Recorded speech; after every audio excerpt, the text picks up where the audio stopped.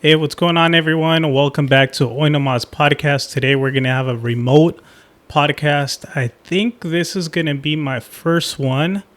I've done another one, but the other person, they actually had their own setup, like their computer, their microphone, and all set up. So this is going to be my first, I guess, official remote call. I think they're calling through their cell phone, so I'm excited just to see that. But I'm also excited for this episode. This episode is going to be based on ayahuasca. This guest that we're going to be having on today's episode, it so happens that they commented on one of our ayahuasca episodes, or actually the one with DMT experiences and similarities. And I was very intrigued that they themselves also had similarities to Chelo's experience. So I'm getting ready to call him right now, and hopefully you guys like this episode. One of my biggest goals is for you guys to spread more awareness more than anything when it comes down to plant medicine. I just don't want this incredible plant medicine to pretty much this knowledge not to go away, right? So if I'm able to bring awareness a little bit to one or two people, then that's my goal here. So I'm gonna call him right now, and we'll get this episode started. What was your first and last name, or just first name, if whatever you want me to, or if you want to stay anonymous, it doesn't matter which. My name is Josepe, but I go by Leo, just to make it short and sweet. Okay. Yeah. So Leo, once again, thank you so much for this opportunity. As I mentioned previously, this is one of my biggest goals, to have this opportunity to spread more awareness of ayahuasca plant medicine, because till this day, even though there's a lot more people talking about this, I feel like there's still a lot more people that could benefit out of this plant medicine. And if you don't mind, by the way, Leo, he actually commented on one of our DMT ayahuasca episodes and had a very similar ceremony to Chelo, which caught my attention. We reached out, we were going back and forth, and now we're here. So thank you once again.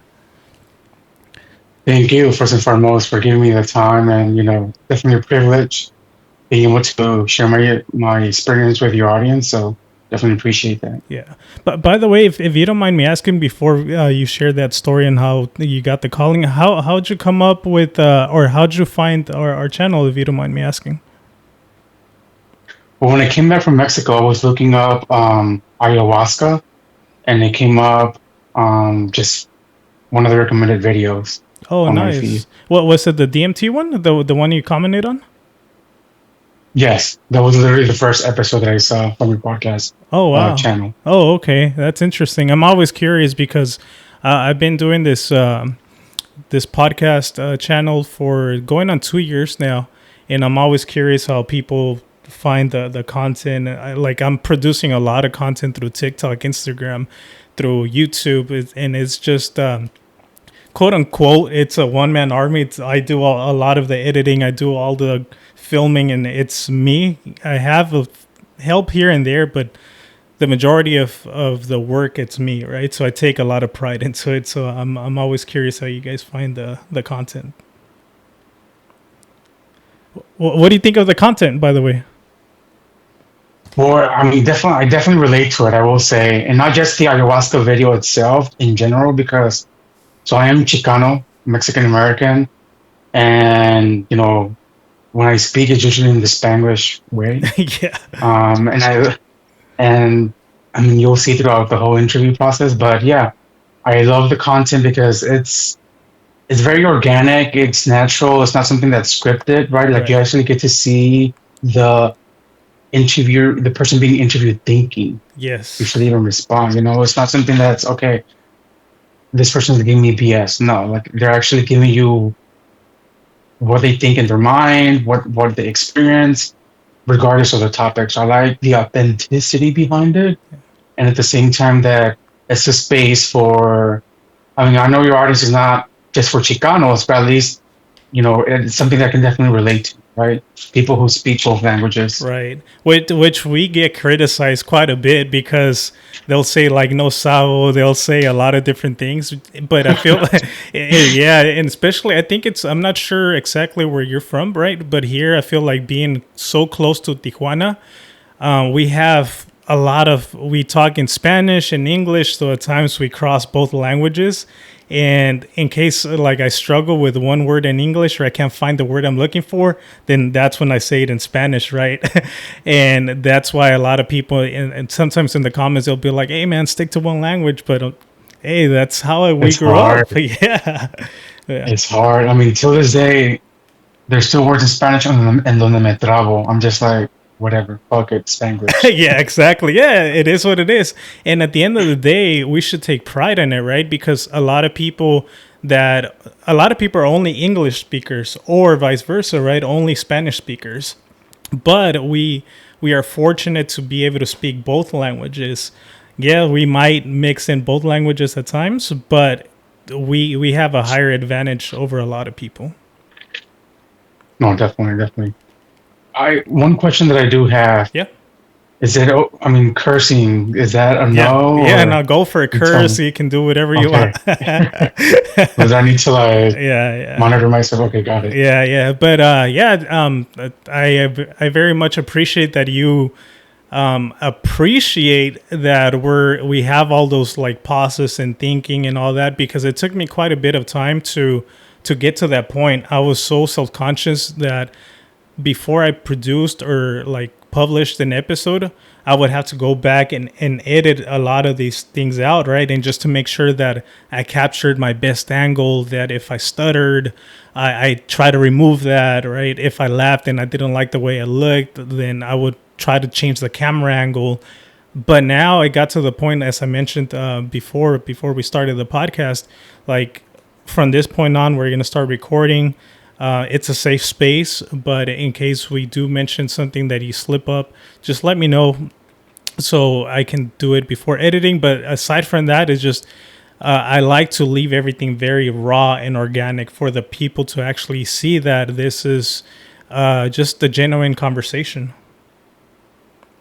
Yeah, perfect. Cool, sounds good. So, um, if you don't mind, do you mind sharing how you first heard of ayahuasca, and then we'll take it from there? So I was in Puerto Vallarta, Jalisco for vacation for about a month. I had 2 weeks vacation, 2 weeks working remotely, and one day I was leaving the gym, and I wanted to get some energy by getting a protein smoothie.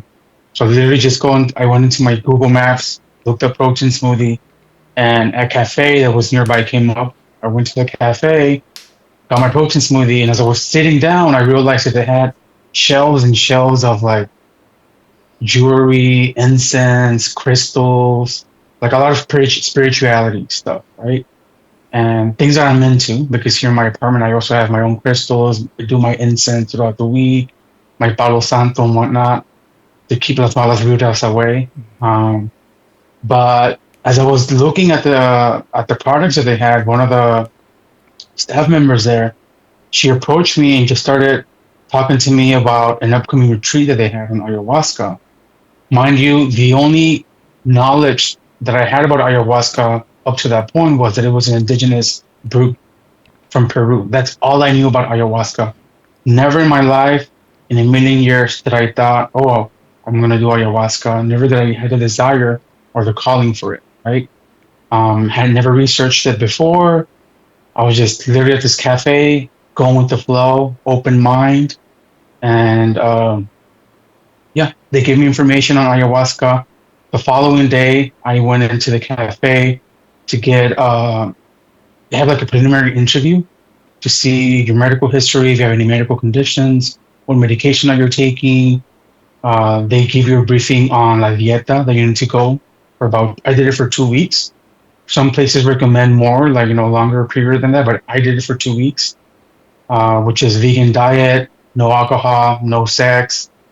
Uh, yeah, I mean, it was an intense diet, and I followed it to the T, I will say. Um, and the same day that I got my briefing done at that cafe, I ended up leaving, and then I went on a hike up in the mountains of Jalisco, through the forest, just to go check out some waterfalls with a tour guide. And as you know, there are millions and millions of plant life, trees, and the jungle, right? To me, what doesn't make sense to this day is that the one plant that caught my attention, I asked the tour guide, "Oh, I'm like, what is this plant about?" Because we took a break, we made a stop, and I asked about this plant, and this plant didn't even have a flower on it. It was nothing like, "Oh, it's a beautiful plant or a beautiful flower." None of that. It was just a basic green leaf plant. And I asked him about it. He's like, "Oh, that's the chacruna plant." And he's like, "That's the plant that's used in ayahuasca." And I was like, "Yo, literally yesterday, I was at this cafe called Chacruna signing up for an ayahuasca retreat." So when I mentioned this to the healers after the fact, after their ceremonies, they were like, "Leo, yeah, you can say that you're not called to ayahuasca, but subconsciously your spirit was. You just didn't realize it at the point in time because ayahuasca was already working inside of you before you even took took it during the ceremonies, right?" Right. Uh, the re- the retreat that I went to was for 4 days, 4 days of retreat with 3 nights of ayahuasca. It included rapé sessions, which is like a grinded up tobacco they shoot up your nostril. Oh wow. It included that was intense. Was it? The rapé was intense, definitely. It's like the best way I can explain is like it's like if they shoot up chili powder up your nostril because it does give you a burn a little bit, and you do tear up. But it's meant to open your pineal gland, your third eye. Oh no way. Um, that's the purpose of rapé. So we underwent that. We also did temazcales. The rapé, the temazcal, all these were rituals that were done before we took the ayahuasca brew at nighttime, which was around 9:30 ish each night. Okay. So it's called rapé. Yes, rapé. Okay, is there any visions or messages with rapé, or just literally just to kind of prep you for a ceremony? It's mostly for prep, right? I didn't get any visions. I did feel lightheaded and dizzy when I took it the first time, and everyone just felt like teary eyed. But it was because of, again, it's like a burning sensation Hmm. in your nostril passageway. Hmm. Gotcha. Yeah, I've never heard of that before. I know during ceremony, I know the shamans do have tobacco and like they blow it at times to people or whatnot, but I didn't know it was an actual like um, part of prepping for ceremony. When it comes down to that, so you said you prepped for 3 days, and then well, you did the rapé for 3 days, and then on the third day of rapé, is that when you guys actually did the first ayahuasca ceremony? No, so it was 4 days of the retreat, right? But the ayahuasca was for 3 nights. So from day one, we started the ayahuasca that first night, which was a Friday night. But before we did the ayahuasca ceremony that first night, we underwent through the rapé ritual.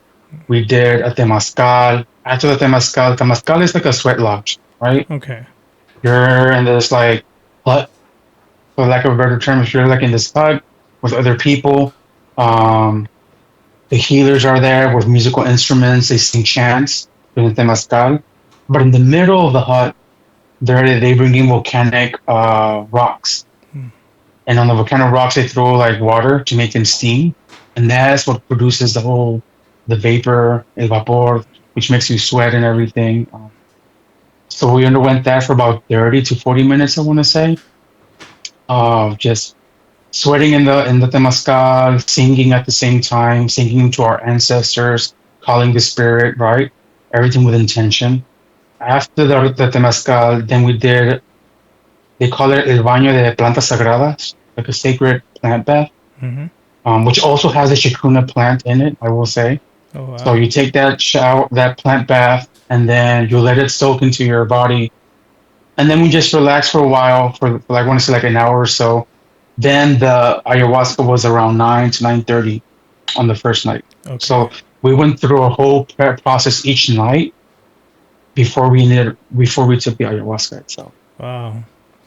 And let me ask you this: Did you feel like you needed ayahuasca for a specific reason of your past or any of sort of that, or was it just a pure curiosity, or did you just feel the calling, or is it just because you had an intention or something that you wanted to heal? It was definitely the intention. Again, I didn't feel like a calling, right? But it was definitely the intention for me that, and part of the reason why I signed up for the retreat itself is because I'm like, okay, I can definitely see myself benefiting from this experience, ayahuasca, right? My intention was to be more connected with myself as a being, be more connected to Mother Nature or planet, and at the same time to be more connected with the universe as a whole, right? Right, That was my intention. I did go to ayahuasca. I went through the whole experience. I did get part of that, but there was a whole different part that I was not expecting. It's because I went in with zero expectations, which I recommend for anyone who's considering to do ayahuasca. Now that I've been through it, is definitely don't go in with expectations, right? Because that's now you're talking about your ego, right, letting get the best of you. So, and I think that's part of the reason why I had such an intense experience during this first ayahuasca uh, retreat, because had no expectations. I went in with an open mind, open heart, just going with the flow, right? right. So now walk us in. On the first ayahuasca ceremony, was there multiple people in the ceremony? That way you can kind of paint a picture to what you saw and what you experienced, because this is all new to you, right? So, Hmm. okay, are you nervous? Are you scared? Do you see a lot of people that are scared at the same time? Are they like, do they look calm? If you don't mind just painting a little of that, what you saw. Quick reminder, we now have a call-in number where you guys can leave us voice messages, video calls. Let us know a story you would want us to share on the podcast, anything you want. The goal is being able to interact with the people that support the channel. Even if you're looking for love, we will find your true love on Oi Nomas podcast. Also, for anyone that is interested on creating your own channel, we have our Amazon storefront linked in the description, where you can find all the cameras we use, the microphones, the lights, the equipment where all of our podcasts are recorded to. If you need any help with editing services, we are able to produce your entire podcast, edit your short form content from Instagram Reels, TikToks, etc. You can look at all of our content as reference, and we got you covered. And finally, if you want to support the channel, you can leave us a super thanks down below, which will help us tremendously, and we'll make sure to highlight that comment on the upcoming podcast and give you a shout out. Now back to the podcast. Yeah, definitely. It was an intimate group. It was like 13 of us that were actually taking uh, the ayahuasca itself. It was 13 of us plus the staff. There was like the healers, um, and by the healers, I mean like the shaman. There was also like other healers that were playing musical instruments as well during the ceremony itself. But it was a total of 13 of us. This was not out in the middle of nowhere. This was like at a house near Nuevo Vallarta, in the outskirts of Puerto Vallarta. Actually, it's in the state of Nayarit, not far from Puerto Vallarta itself. So it was a safe space, right? Yeah. Um, and I will say also, for folks who are considering to do ayahuasca, in hindsight, now that I've been through it, is definitely make sure that you're doing it with someone who's actually experienced and Yes. has done ayahuasca before, someone who's legitimate, right? Yes. Because a lot of my friends tell me that I've shared my experience with. They're like, "Oh, well, Leo, like I would have want, I would have preferred to do it in the jungle. If I knew, like I said, because I didn't know about ayahuasca before. If I had known the intensity of what can happen during ayahuasca ceremonies, and you tell me, oh, Leo, let's go do this in Peru in the mountains in the jungle, I would have said, hell no. Yeah. I would have chickened out. Yeah. Knowing me, I would have chickened out. So I think that's part of the reason why it just came up as it did when I was in Puerto Vallarta. Again, going with the flow, signing up the way I did, going in blindsided pretty much with zero expectations, because during all 3 nights there was not one point in time where I did not feel safe, or when I felt scared. I never felt scared, Mm. despite of everything that I saw, right? But yeah, I mean, going to your question, the first night, 9:30 p.m., we're all like in a circle. Everything's dark except some. There had a few candles in the room, the living area. The goal was to do it outside for the first night, but it started raining, so we went indoors in this huge living area. And we started, 9:30. We take the ayahuasca one by one.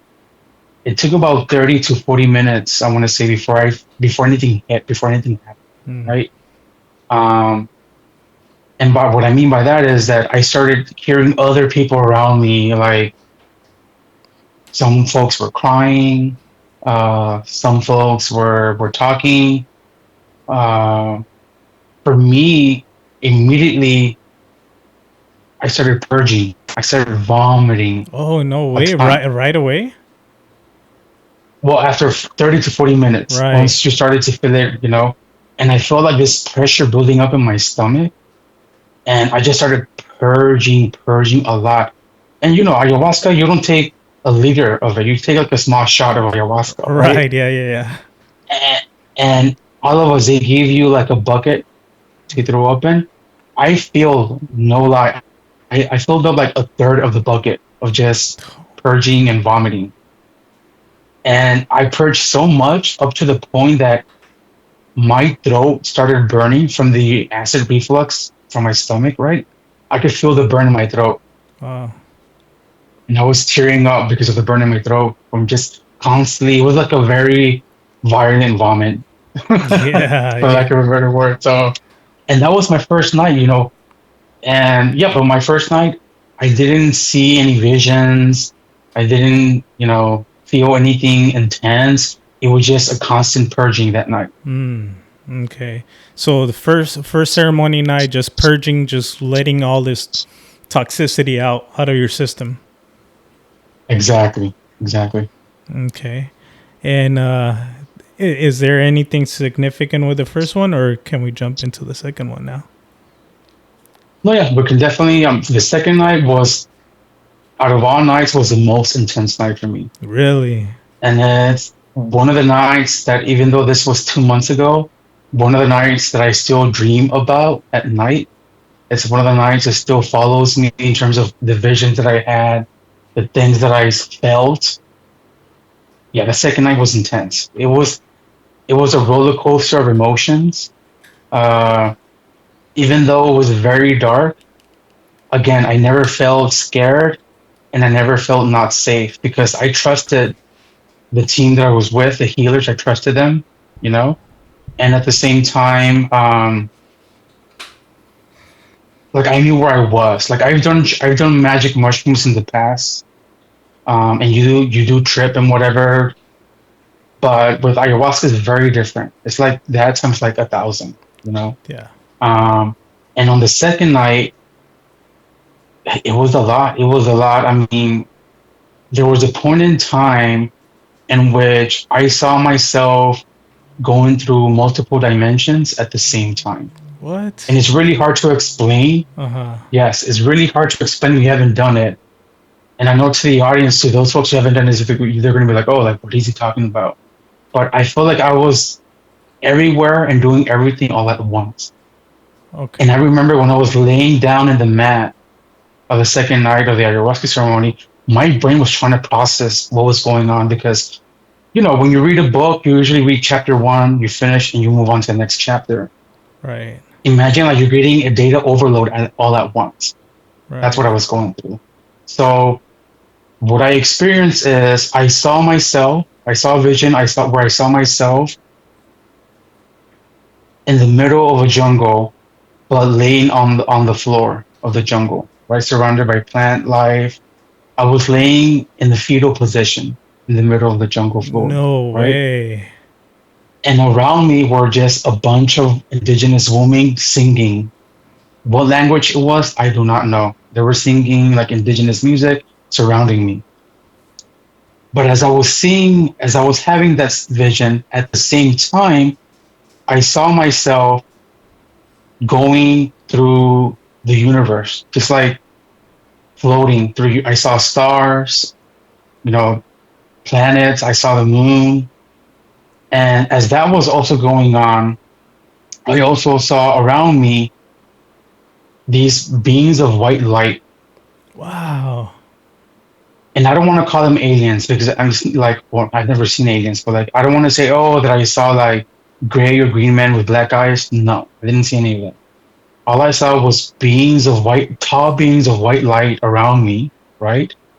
And the white light was translucent because I remember seeing like hints of yellow, like pink or red coming through them, and hints of blue light coming through them. So it was translucent white light. But these beings of white light were also performing surgery on me at the same time.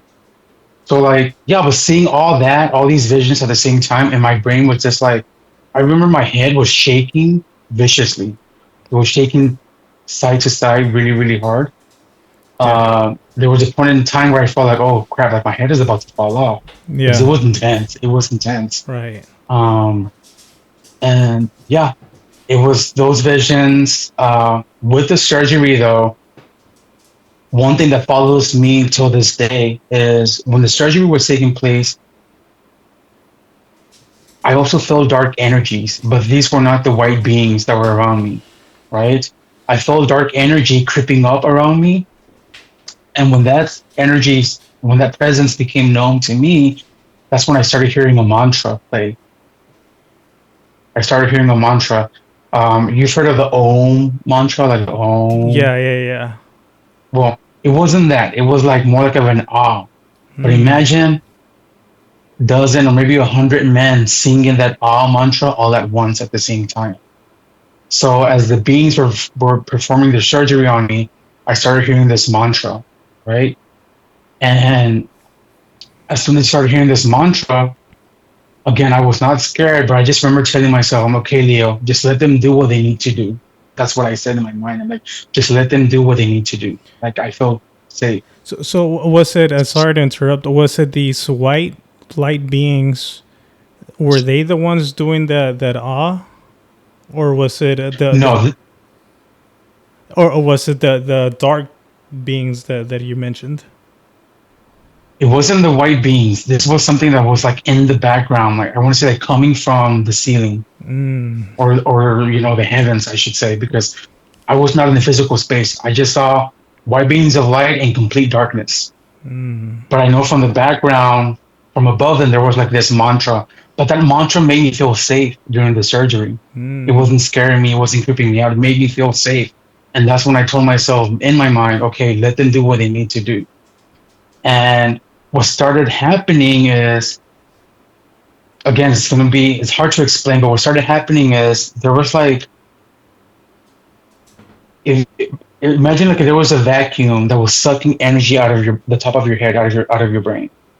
That's what I felt. Like if there was some type of vacuum just sucking energy out of the top of my head. And what I remember seeing in my mind is just a beam of white light streaming from the top of my head up to the heaven. No way! And the and the Wow! white and the white beings were just standing around me the entire time. No way! So do you feel like that was part of the surgery? Whatever they were doing, it was maybe projecting out of your body through your head, I guess. Yes, I mean that's what I was seeing in my mind. Physically, I was physically in this world. I was laying down on the mat during the ceremony, but in my mind, what I was seeing, what I was envisioning, is the white beings of light. And while they started with the surgery in my head, and then they moved down to my stomach and then my foot, right? So when they finished with my head with the beam of white light shooting up to the sky, then I started feeling the same sensation like a vacuum sucking energy out, but of the lower left hand side of my stomach. Wow! And I was so intense to the point that I remember turning to my left hand side. I was laying on the mat and I turned to my left hand side because I was like, what's going on? I remember laying over to my left hand side, and it was just like if my guts were gushing out, right? On the lower left hand side. No way! And it was the same white light just coming out of my lower left hand side of the stomach. and then it continued on to the bottom of my right foot.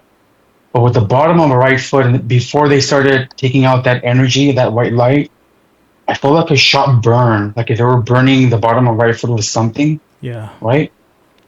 And then after that burn, that's when I started feeling again the same energy just coming out from my foot on the right hand side. And as the surgery was taking place, the mantra was like 100 men just singing in the background. No And as they way. were singing, I felt the vibration of the mantra going through my entire body at the same time. It was, like I said, Wow. it's like it was a lot of things happening at the same time that my brain was trying to process. Right, right. So, So you mentioned, so the only part that I just want to kind of like trying to make sense of it, you said these white light beings, right, are doing surgery, but previous to that, you mentioned that you were like out in the jungle and there was a woman around you. Is that what you said?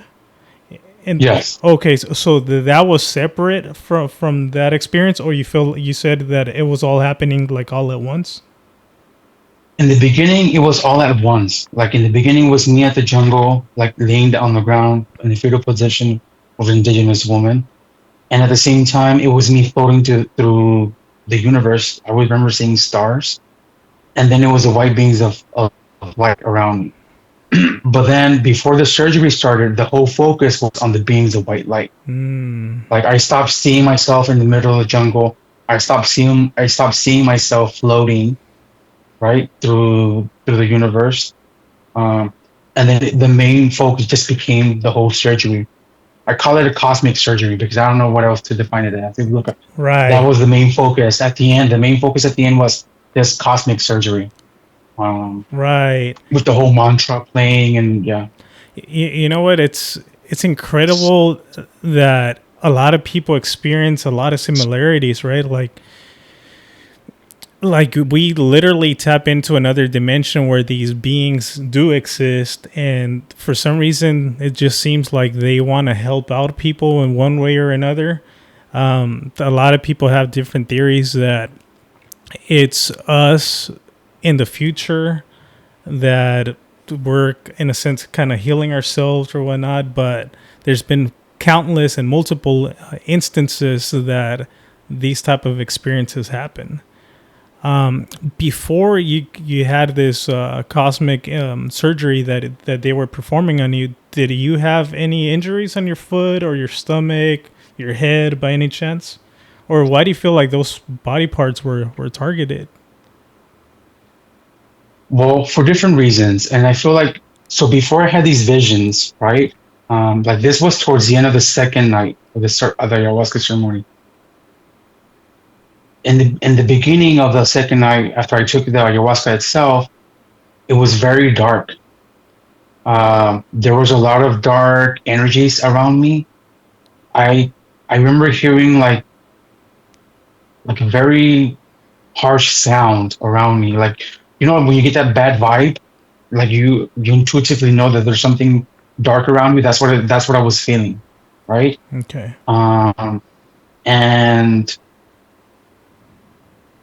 it's gonna sound weird, but at the same time, I remember hearing like the house that we were in had like wood frames around the doors, Okay.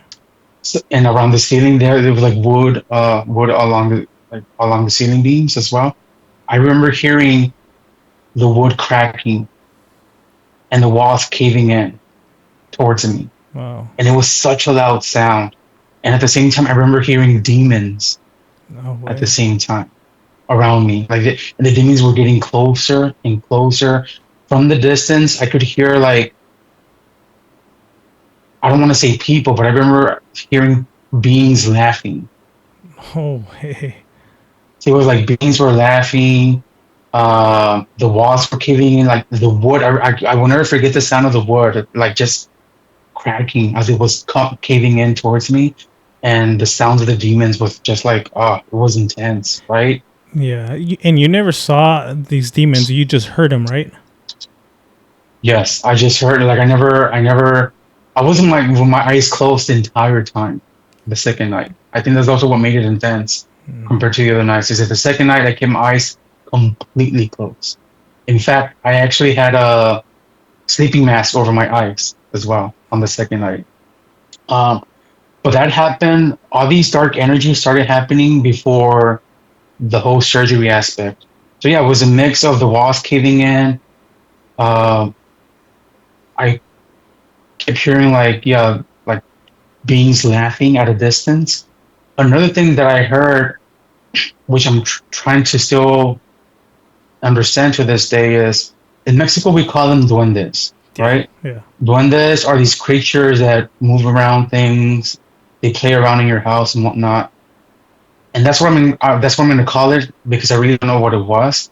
But I remember hearing duendes during my second night of ayahuasca, but they were slamming the doors What? around the house. They were like slamming the doors. They were throwing around cups in the kitchen, right? And again, I wasn't seeing this, but I was hearing like little creatures running around me, What? right? Throwing things around in the kitchen, slamming doors. There was also a point in time where I felt something touch my right foot. The same right foot where I had surgery on in this cosmetic surgery later that night, something was touching my right foot. First they kicked it from the bottom, and la planta de mi pie. First they kicked the bottom of my foot, and then they touch around the ankle. Wow. This little creature is doing this. I don't know what are they called, but yeah, it was a lot of dark things. I also relive certain situations from my childhood that I completely forgot, like memories, situations came back very detailed, No way. um, that were very intense. And once those life situations that I went through as a child or as a teenager, once I started reliving that moment, I just remember my body becoming very stiff. I was laying down on the mat, my body became so stiff. I felt the temperature in the room drop. I got very cold. I remember my fingers were like this, like contorted a little bit. It was like if I was in a state of rigor mortis, like when someone dies and their body just becomes stiff in the bones. That's how I felt.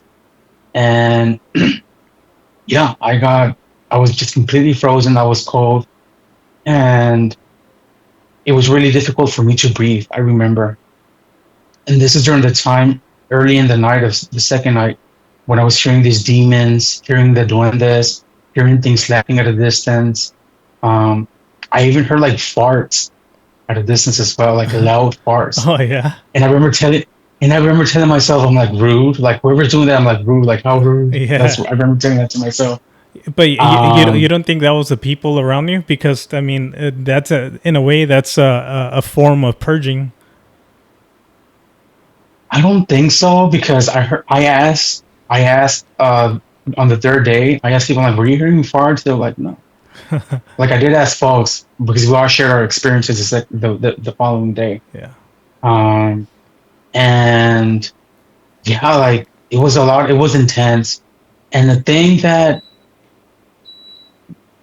now that in hindsight, that I'm reflecting on the whole situation and what I experienced is that it was intense for me as well because even before the whole ayahuasca retreat, I always knew I pick up people's energies, right?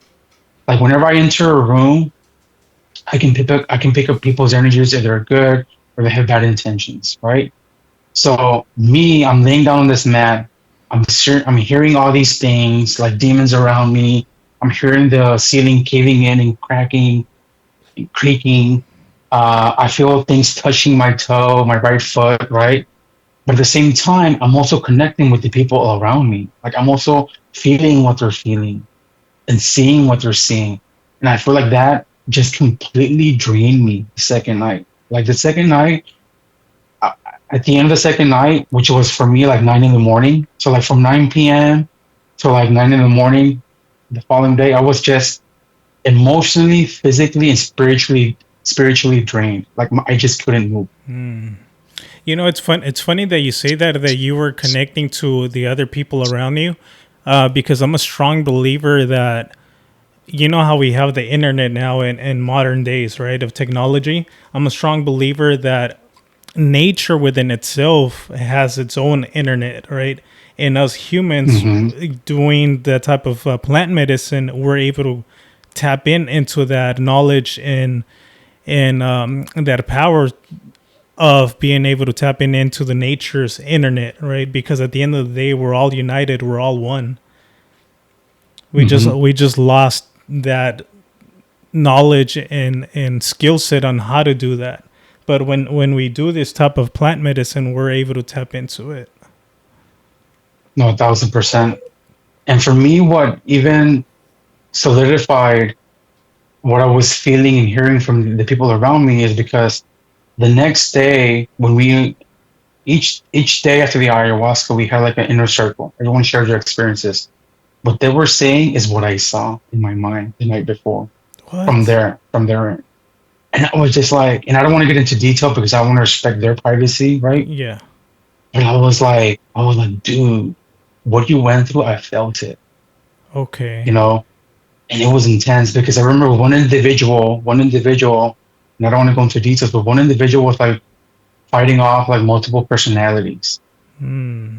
Another person around me, her experience was much more peaceful. It was like connecting with with the ancestors. And with the other person who was also around me, it was more like, oh, like a lot of anxiety, a lot Hmm. of intense energy, sexual energy as well that I was feeling. Yeah. Like it was different with each person. But for me, it was draining because I was picking up their vibes, their energies, their traumas as I'm also going through my own shit during the ceremony. So Right. that's why at the end of the second night, I remember telling a few of the participants, I was like, you know what? I'm done. Yeah. Like, I don't think I can do the third night of ayahuasca. I remember just thinking in my head, I'm like, I just want to go back to the Airbnb. I want to go back to Puerto Vallarta because this is intense. This is not what I had signed up for. Like, because again, I had no expectations. I didn't know what to expect. Um, but yeah, the second night, there's so many things that happened. Yeah, I believe, I went through that life situation when I was a teenager, and it was intense because that for me was like what completely froze me, right? Like a lot of memories started coming back from my childhood. Was there anyone, any memory of you reliving that was significant to you, and would you kind of understand why you would have to relive it? Yes. I mean, there was a situation or moment in my life where there was a lot of abuse, right? And that definitely impacted my self-worth and my self-confidence, right? And reliving those situations in detail, like hearing the words of these individuals, like I could hear them whispering in my ear as I was laying on the mat that night. Wow. It was intense. It was so, so intense. Like, yeah, like that.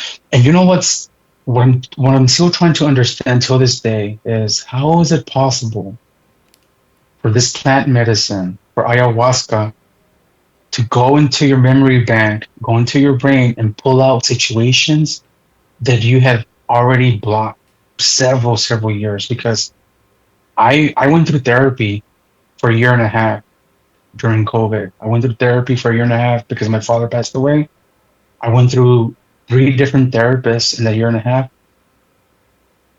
They were never able to get out those memories as ayahuasca did. And to me, that makes no sense.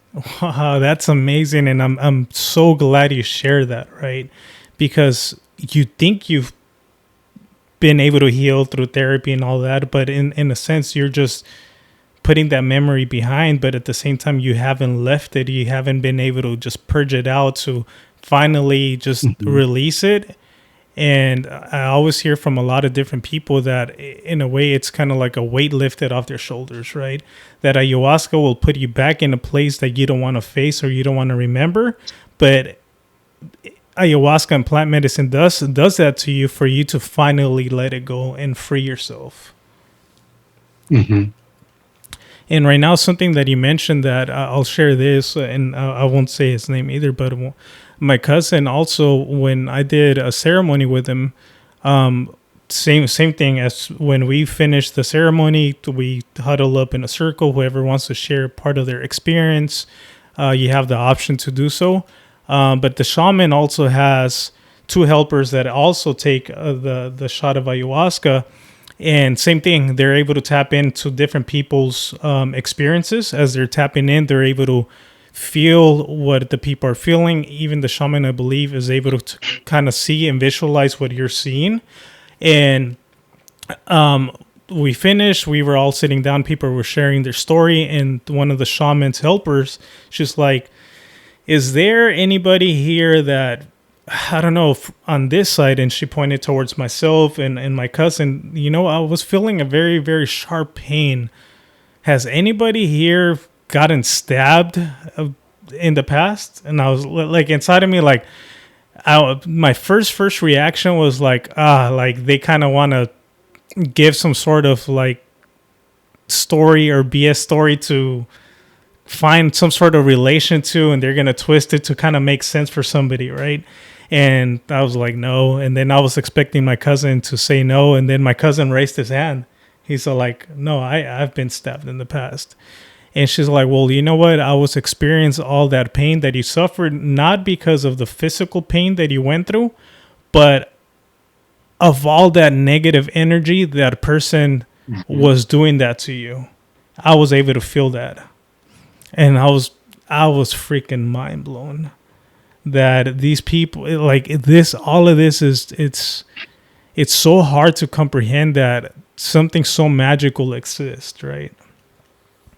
If you are someone that's suffering from hair loss, whether you're a man or a woman, there is now SMP, scalp micropigmentation. SMP is a non-surgical cosmetic procedure designed to create the appearance of a closely shaved or bust hairstyle on the scalp. It can also be used to enhance the density of existing hair by creating the illusion of fuller coverage. Make sure to contact SD Inc. as right now they are currently discounting $500 from your procedure if you mention Hoy Nomas podcast. SD Inc., thank you for being a sponsor to the podcast. And if you have a business or would like to sponsor the podcast, feel free to contact us through Hoy Nomas podcast on Instagram. Now back to the episode.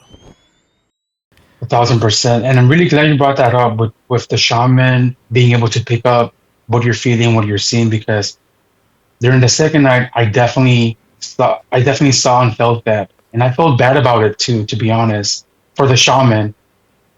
Because whenever I felt dark energies around me, these demons, right? Whenever I was reliving that childhood trauma, like hearing the whispers in my ear, those very detailed and harsh words and whatever, when I was feeling like vulnerable, that's when he started purging. And he was purging really intense and really loud. And I felt like he was purging on my behalf. That's what I was feeling. And I remember telling myself or telling him in my mind, oh, like I feel bad, like I'm so sorry, like because I remember like whenever I felt dark energies or intensity around me, that's when he would purge. And then I remember having him, he would get up and then he would blow tobacco into my face, just like to try to bring me back, give me back energy, right? Right. So he would do that. And when he would blow, I remember when he blew tobacco into my face, that's when I was able to like release a lot of energy. Like I just became unstiff. Because for a good portion of the second night, remember, like I was like very stiff from everything that I was going through. I couldn't move. Like my legs were crossed. I remember, and in my mind, I was telling myself, okay, uncross your legs, but I couldn't uncross my legs. Like I was just stiff. I was frozen for some reason. But no, definitely the shaman helped. Again, that's why I emphasize for people who are considering ayahuasca, look to someone who has experience in it, because having that person that you can trust, and I don't want to say trust your life, but yes, in reality, yes, it's so critical in the experience, right? Yeah. And there were multiple times where I felt like, oh, like what's going on? But I don't want to freak out because of what I'm hearing and seeing. I would call for his name and I would feel his presence, the shaman. Or his wife too, who was also singing. I would call out for her name, another healer. She's an amazing healer, singer. And whenever I felt vulnerable, I would call for her name and I would hear her singing. And that would bring me back. Yes. back to this realm, right? Yeah. Isn't When I was isn't it crazy that songs, music, the humming, all of that is very very important. And when you're doing ayahuasca, it has you can feel all that energy, right? You're able to feel it, right? When you're just living your day to day life, you don't know how much impact words have on you. Words, the energy they're saying, whatever thing to you, it impacts you tremendously. absolutely, and it's something that unfortunately doesn't really get spoken a lot about. The power of music, the power of sound, especially in an ayahuasca ceremony, because I mean the music they were playing, it was mostly called, it's what they call icaros, Icaros, icaros, yeah, Icaros. icaros, right? Till this day, that's what I listen on my Spotify, on my SoundCloud. When I take walks in Central Park here in New York, I put on icaros and whatever. My way to work in the mornings, I put on icaros. When I wake up, it's an icaro Yeah, alarm.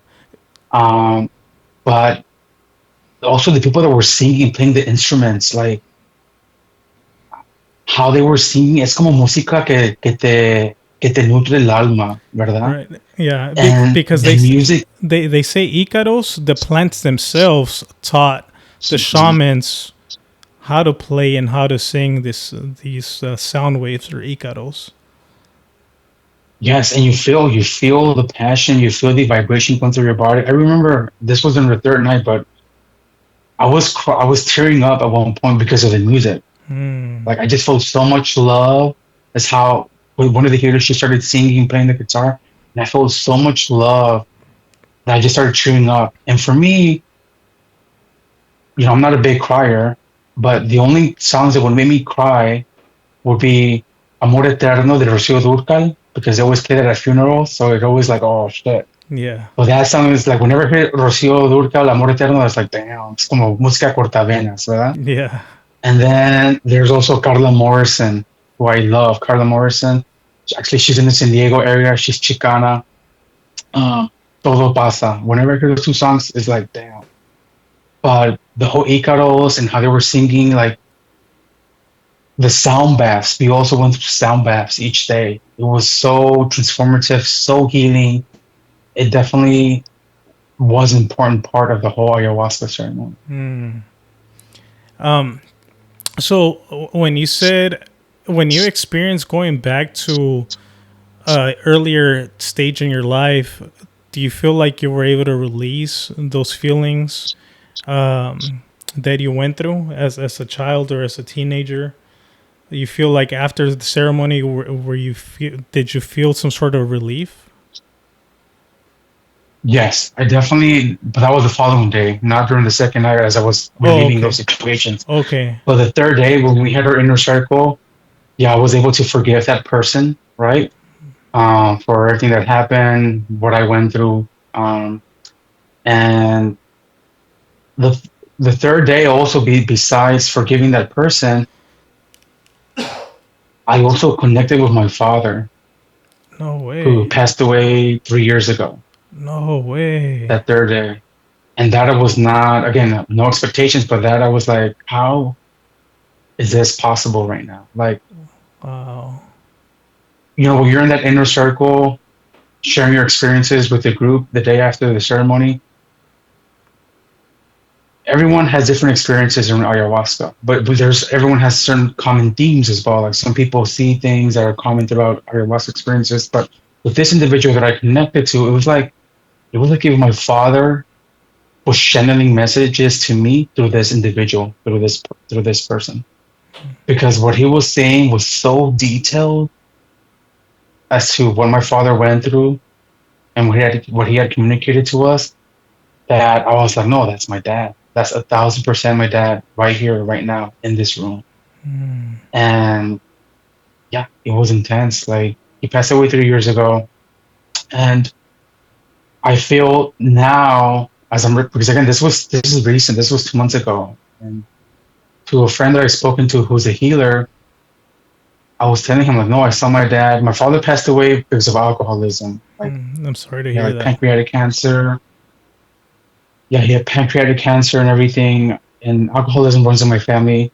I've had uncles who passed away from it. And all my father, my grandfather, and my uncles, they passed away young, right? So when I was telling this friend of mine, the healer, about the whole cosmic surgery that I had, he was like, Leo, like they give you back years in life Mm.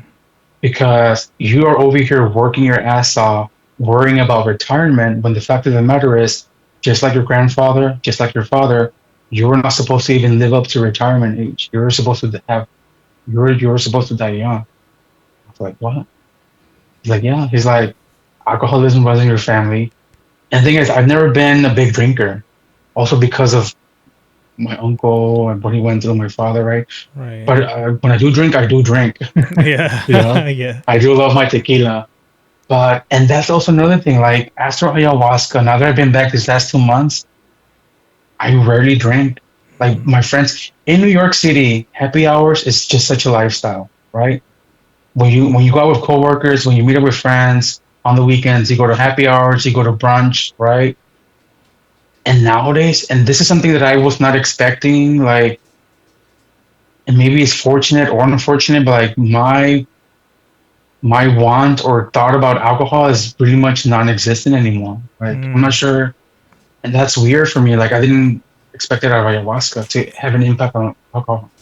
Yeah, you know what? As a matter of fact, the same thing happened to my cousin. He used to drink quite a bit, and after ceremony, he just didn't feel like drinking at all. Right now, he went back to just drinking occasionally. Right, but the same effect happened that he just didn't want to drink afterwards, because I feel like since you cleanse your body so much, and ayahuasca takes all this different toxins out of your body, I feel like you just become purified almost. Hmm. When you say that you were able to connect with your dad, did you see him by any chance, or if it was, or was it just what the other person was mentioning? You feel that connection of being your father. So there was a moment during the third day in which we had like one-on-ones. We were paired with other participants, and I got paired with this individual, right? And this individual who I connected with the most during the whole retreat, in which who I saw my father, his eyes were like my father's eyes. Hmm. Wow. And because my dad had very distinct, he didn't have color eyes, but he had very distinct eyes. And I have my father's eyes, like I have his eyes. Hmm. And I was like, as this person was talking to me, I'm like, oh, this is my father, right? Wow. And he was saying things about what he went through in life, certain life experiences with other family members that he went through, that my dad also went through. And then I remember this individual saying, like, oh, like I see my son is here. I'm really proud of my son. Oh He looks really man. good. And I just remember like freaking out. Like I was just like, my hands were shaking. Like I was just like, this is my dad. Like this is my dad. And at the end of that inner circle, we all went back to our rooms. And again, this is now like around noontime. I want to say we all went back to our rooms. And again, I started hearing the walls creaking around in my bedroom that I was in. And then the walls caving in, the corners of the walls were caving in again. And I was like, in my head, I'm thinking, I'm like, ayahuasca was last night. Why am I still hearing this? And as I started feeling like dark energies around me again, that's when the mantra came back into the picture. Wow. I heard that mantra again, like, and I started feeling the vibration of the mantra going through my body again. And then I felt safe. Wow, that's amazing. And this is after ceremony. This is just you going back to your room. Exactly, exactly. And the weird thing is that mantra. So again, this was a 4-day retreat, right? The day that we left the retreat and I went back to Puerto Vallarta to my Airbnb, I couldn't sleep that night because I kept hearing that mantra. And there's been moments here in New York City that I've been back now where I hear that mantra at night too. Wow, amazing. Yeah, and what's even weirder for me, I think this is just a sign, but like post ayahuasca, now that I've been back for 2 months, like I've been much more conscious. I will say, Like I'm still integrating what I felt and experienced from ayahuasca into my day-to-day life now, but I'm definitely far more conscious, right? So, and much more present in what I do day to day. And what I mean by that is that, you know, when I walk in Central Park, I tend to listen to music or podcasts and whatnot, just to keep my mind busy. But now, more often than not, I take my earbuds out. If I'm not listening to mantras now in the last 2 months during my walks, I just like to listen to Mother Nature, right? And in the last 2 months and I go to Central Park like 3 to 4 times a week, and I've been going to Central Park for like 16 years often. But what's weird for me is that in the last 2 months, the moments that I do think about my experience during the ceremonies, I tell the universe and I tell my ancestors and my spirits and guides, thank you for blessing me, for protecting me and guiding me in the right direction. And I'm saying a thank you also for the ayahuasca experience that I had. When I say that and I'm walking through Central Park, there's been multiple times where I come across a white feather in front of my path. Wow, no The way. moment that yes, the moment that I say thank you to the universe, to my ancestors, and to the beings, there's been multiple times where I think about that in my head. I say that I express my gratitude mentally, and immediately in front of me is a white feather, Hmm. and I take that as a sign. And then with the mantra, this was 2 weeks ago. Again, walking through Central Park, a running path that I've been to multiple times. I was thinking in my head, I'm like, what is this mantra about? Because I didn't know, like, I didn't even know how to look it up. Because I tried Googling it after I came back to New York from Mexico. I'm like, oh, what is this mantra about? So I'm walking, thinking about the mantra, and in front of me, I see a bead. And actually, there was people jogging towards me that stepped over the bead as they were running right towards me. And I wait for them to pass. Then I get down, I pick up the bead, and the bead had certain symbols on it, Sanskrit. Later, I realized it was Sanskrit. But at the time, I didn't know what it was. I'm like, oh, it's just weird symbols on it, a weird alphabet. So I go to Google Images, I look up the bead, and the bead is that of a mantra. No It's, way. and it's the same mantra that I was hearing at night during ayahuasca. And I'm just like, it's weird. It's That's mind blowing to me. insane.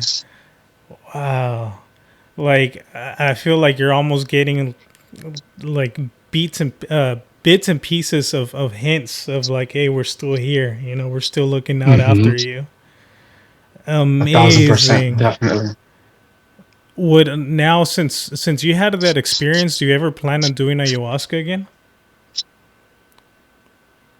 If you would have asked me the day after ayahuasca, I would have said hell no, Yeah. because I was so drained. I was just physically, emotionally, spiritually drained. Like my body was went through a lot, right? Right. Especially the second night. But now that I've reflected on the whole experience, so now that I've reflected on the whole experience, and now there's been 2 months, I'm still integrating things. My answer would be yes, um, because it wasn't all dark. It wasn't all intensity. The third day was beautiful. Like the third day was nothing but love and peace. What I was going through during the ayahuasca ceremony. If there's one word I could use to define the whole ayahuasca retreat, is love. Yes. Yes. That's the one word I can use. Even though there was darkness during the second night, the love that I experienced with the people around me that were doing it during the whole retreat, the love that I experienced from the healers, the love that I have now for myself coming out of ayahuasca, that supersedes any type of dark energy that I experienced that one second night. Mm, Like love was the overarching vibration, theme, experience from the whole ayahuasca right. for me. No, and I've heard it multiple times, and I've experienced it myself. Right, that I've never felt so much love than that experience of ayahuasca. And so many people say that, right? And then also something that they say is that when a lot of people feel that they're traveling through space and they end up being in space in this black space, right? But they feel like they're at home. They feel like that's where they belong. And I felt that as well. When I Mhm. reached this this place of just pure darkness and a few lights here and there. It almost felt like a playground, right? But I told myself, like, I'm home, I'm back home, and I just remember just crying of happiness. I had that exact same feeling and experience on the third day, actually, where I felt at home. So since since I was a baby or a toddler, since I can remember, I've always had the same recurring dream for the past 20 plus years. I've had the same recurring dream. And this dream, I don't see myself, like I don't see my hands, I don't see my face, but what I see is this, I see like if I'm going through the sky, like if I'm taking a leap from one mountaintop to another mountaintop.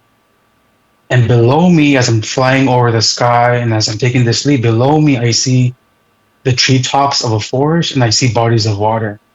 But I'm only able to tell that these are bodies, that this is a body of water, or that these are treetops because I can see the moon reflecting on the treetops. I can see the moon reflecting on the water. That's the only way I'm able to identify these things, right? Yeah. But I never see myself like as a monkey or if I'm a bird or an eagle, like none of it. Well, that dream that I've had since for 20 plus years is the dream that I saw on the third night of ayahuasca ceremony. No way. I saw myself back in that dream. And when we had our inner circle, the fourth day to wrap up the ayahuasca retreat, the person that I connected to, in which I saw my father, he also had that dream. No way. He was like, I saw myself flying over a body of water over a forest, and I saw the moon. And I was like, dude, that's what I saw last night too during the ceremony of ayahuasca. But that's also what I've been seeing since I've been, God knows, like a teenager or a toddler. That same recurring dream, which I still have. And but seeing that dream makes me, it doesn't frighten me. It doesn't scare me.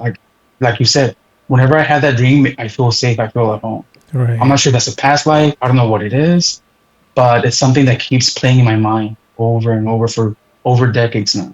Wow. Oh, that's insane. And what would you? So you guys had it was 3 days of ceremony, right? Um, Hmm. is there anything? Because just so we can wrap it up, is there anything else that you missed or that we haven't touched on? There, you're like, you know what? I for sure want to make sure that I share this with the audience. Anything in specific? Well, yeah, definitely to make sure that again, do don't do as I did. Definitely do your research. Like, I think what happened to me is for a reason in terms of not being called to it per se, but like just allow myself to go with the flow. But definitely do your research now before considering doing ayahuasca again, because you want to make sure that you're safe. It's in a safe environment, a safe setting, that you're doing with trusted people, right?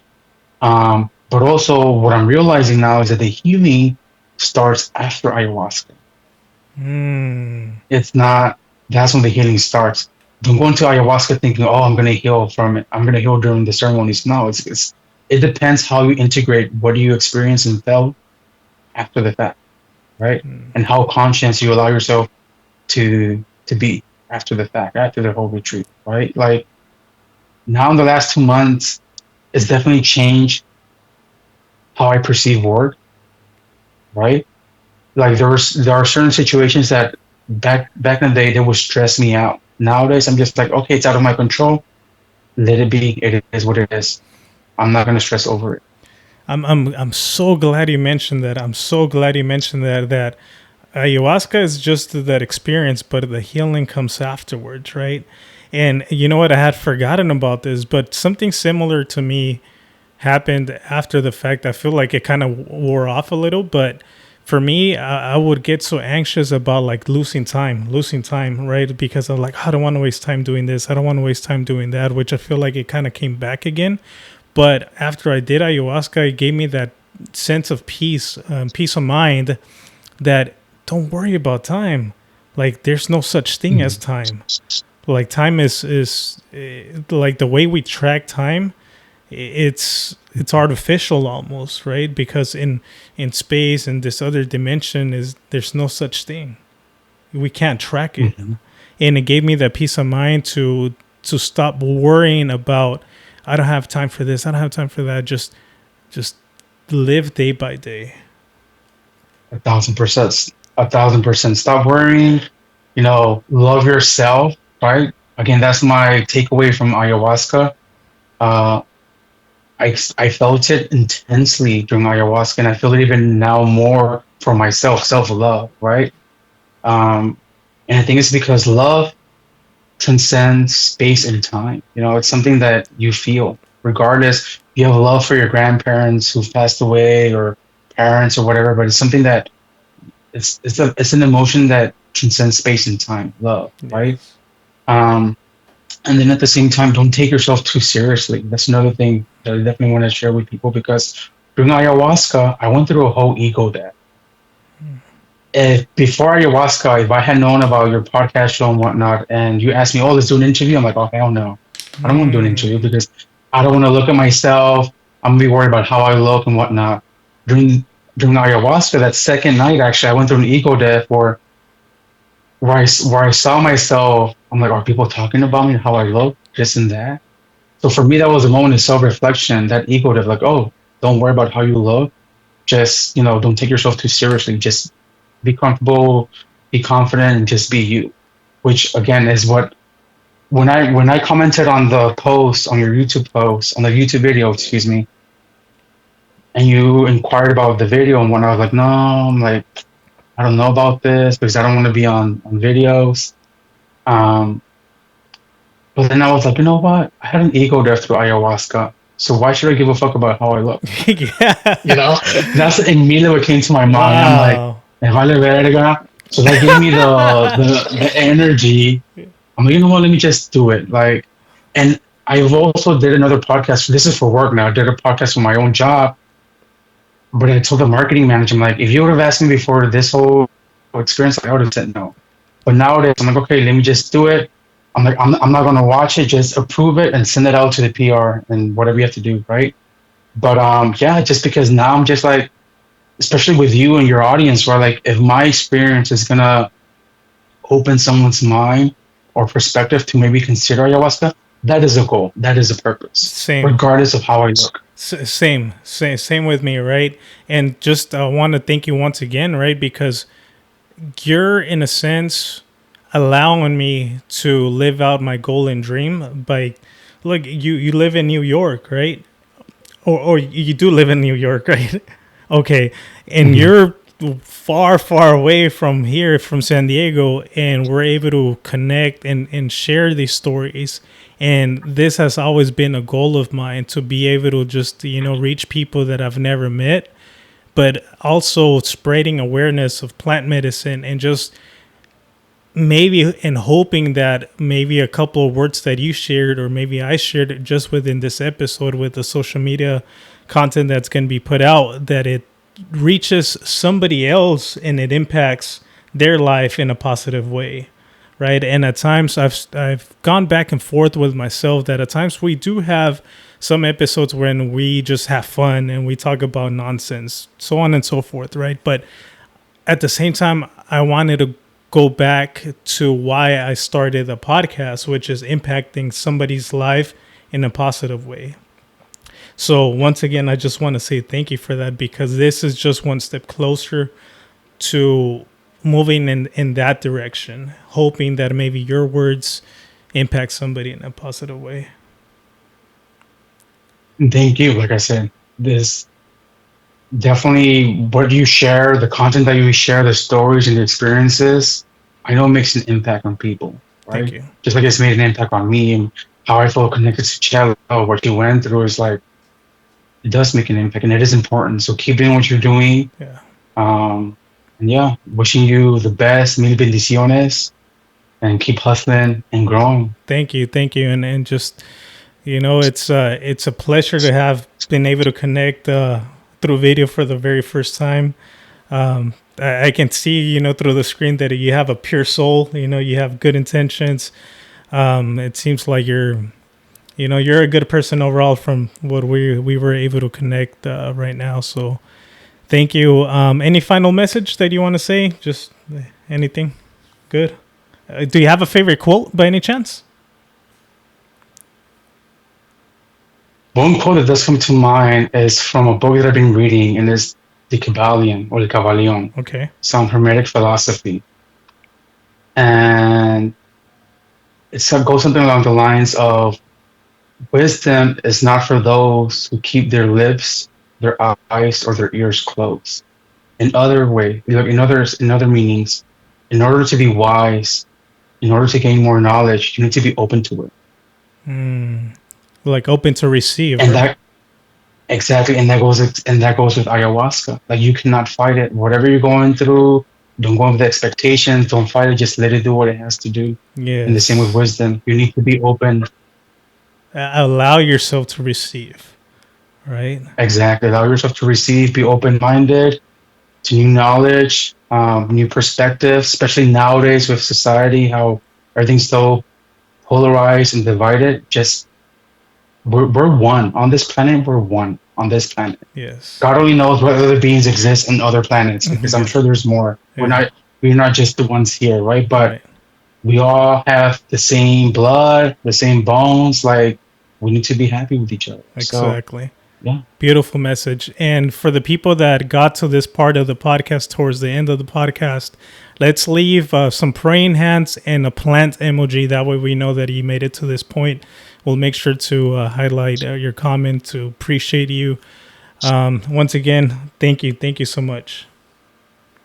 thank you. All right. Like I always like to say, it's a greater risk not taking a risk. Till next time. Hoy no más.